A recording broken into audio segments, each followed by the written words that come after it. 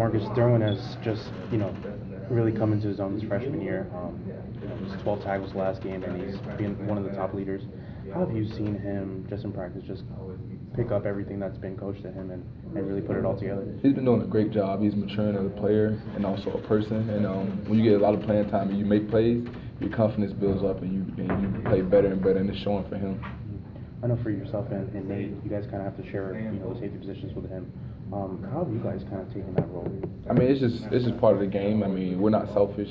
Derwin's not selfish. Nate's not selfish. So it's kind of like, it kind of helps all us out, so we don't get winded, so we don't, get overtired, and you be able to stay focused. And so it helps everybody else, but it's just about not being selfish and, wanting the best for the other person also.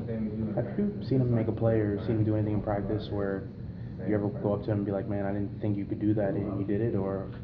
Not really say that I didn't think you could do that, because, I mean, he's an athlete. He's a great athlete. So when he jumps, for interceptions and makes those great plays and running down, to run back in the quarterback, is kind of what expected from him. How does he compare to Jalen when Jalen was a freshman? They're both athletic. They both, they're both playing early as a freshman. Just athlete, just ready to play. I mean, ready to play when the number is called, just like Jalen. He got his first interception, the Pitt game, which is one of the first games of the season. Just being that ready to step in and being a player when they came in. Does Derwin share that confidence that Jalen has? Because he's a super confident guy. Yeah, he does have that confidence, and as with time it comes, it's going to get better and better. Not a cocky confidence, but when you make plays and you know that you can play with the best in the country, and you're only a freshman, you have maybe 3 to 4 years left in your career. I mean, you tend to get confidence like that. Do you guys tell him that I mean, he's playing this well as a freshman, like the sky's the limit for him? No, I mean, you don't really blow him up and be like, you're doing a great job. You could be the best freshman to ever come through here and anything like that. It just happens. I mean, it's just part of it. I mean, it ain't got to be really explained. I mean, he's doing good, but it's about staying humble and just still doing your job and staying hungry. And when you guys went to Clemson 2 years ago, do you remember what it was like just getting on the field and it was so loud and you guys just hit them right off the bat?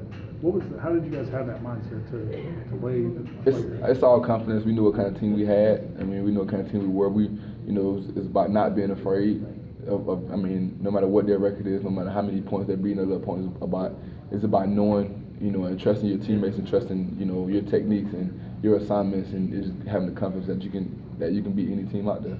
Can you know that a young guy, like you guys have some young guys that haven't been in something like that before, can you know before how they're going to handle it? Or I mean, you never know. I mean, there's going to be an atmosphere that, some young guys have never played in front of. Yeah, we played in front of, 80,000 here, but those 80,000 are cheering for us. These 80,000 are cheering for the other team, and they got orange everywhere. They got the rock and people sitting on the hill and stuff like that. So it's going to be something crazy.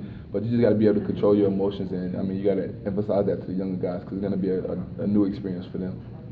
That night, Jameis gave the speech in the locker room, and obviously it's been on TV a million times since then. At the moment, did that feel like it was a significant moment, or did it just feel like another pregame?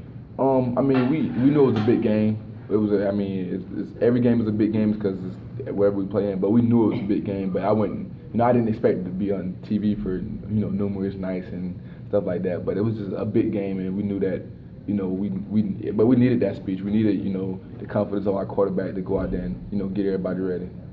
You think Sean's going to or Everett will have a similar? Nah, not quite the personality. Nah, they're not going to. I mean, they lead differently. They're not going to be the guys that stand up and yell. Right. But I mean, you never know. I mean, when games like that come around, you never know. Guys who never say anything might say something. I mean, just got to wait and see. What's the sideline like when a place is as loud as that place was, and then in an instant it gets quiet? I mean, it's great. I mean, it's a great feeling when you can't hear the person next to you talking, and then you can hear anybody talk because the fans done went home. So I mean, the sideline is a high emotions, and the game when we played up there 2 years ago, we kind of when we got after them and we jumped up on them, and we noticed that the crowd kind of gave up and kind of got quiet. It was a good feeling. All right, you guys good?